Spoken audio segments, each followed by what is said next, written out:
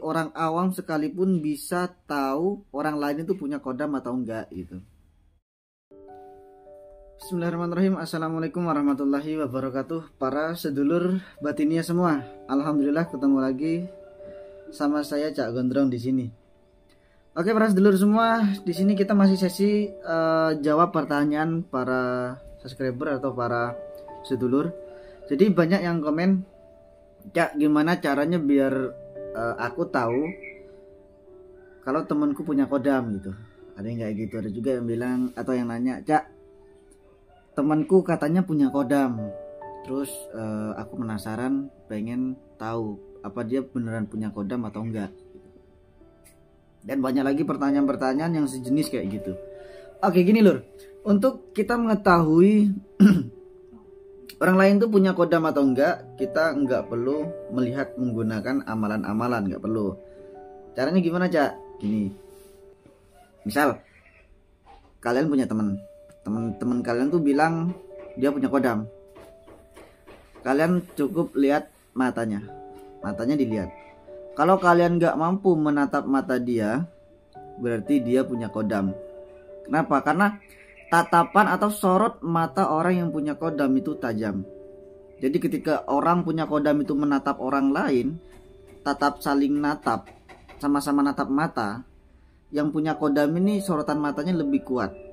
Dan akhirnya yang tidak punya kodam akan mempalingkan pandangannya gitu ya. Jadi jangan salah juga buat kalian yang udah punya kodam, terus kalian natap mata orang lain, terus orang lain tuh mempalingkan pandangannya, bukan berarti dia nggak punya kodam. Karena kebanyakan, apalagi orang-orang yang punya kodam macan putih gitu, ketika ditatap matanya dia akan palingkan pandangan. Kenapa? Karena ya males gitu, biar orang lain juga nggak ngerasakan efek negatifnya. Karena ketika kita, misal saya nggak punya kodam nih, terus saya menatap mata orang yang punya kodam, otomatis mata di sini tuh sakit. Atau saya ditatap sama orang yang punya kodam, jadi mata saya tuh sakit, mata fisiknya gitu ya. Jadi ciri yang pertama biar kita tahu orang itu punya kodam atau enggak, kita coba lihat matanya. Misal lagi ngobrol, tatap matanya. Kalau kita nggak mampu, berarti dia punya kodam ya.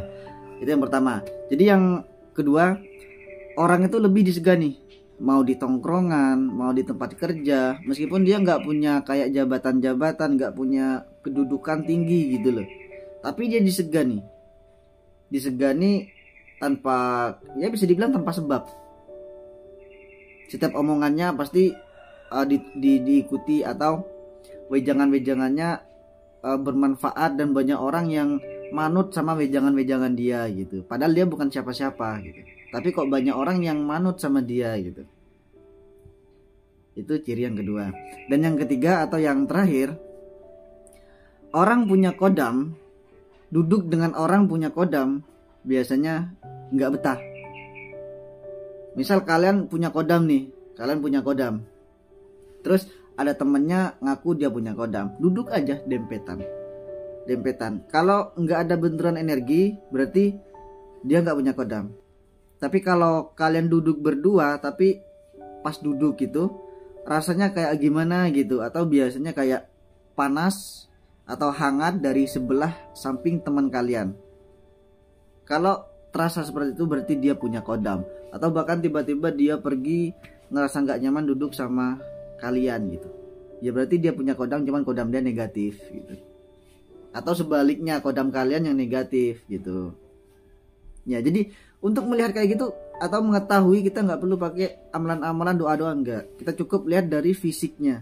Ini pembahasan kita untuk orang awam. Jadi orang awam sekalipun bisa tahu orang lain itu punya kodam atau enggak gitu ya. Kalau ada yang mau nanya-nanya lagi di komentar aja, nanti saya jawab. Kalau harus pakai video, ya saya buatkan video kayak gini ya. Mudah-mudahan bermanfaat. Saya Cak Gondrong pamit undur diri. Wassalamualaikum warahmatullahi wabarakatuh. Salam Rahayu.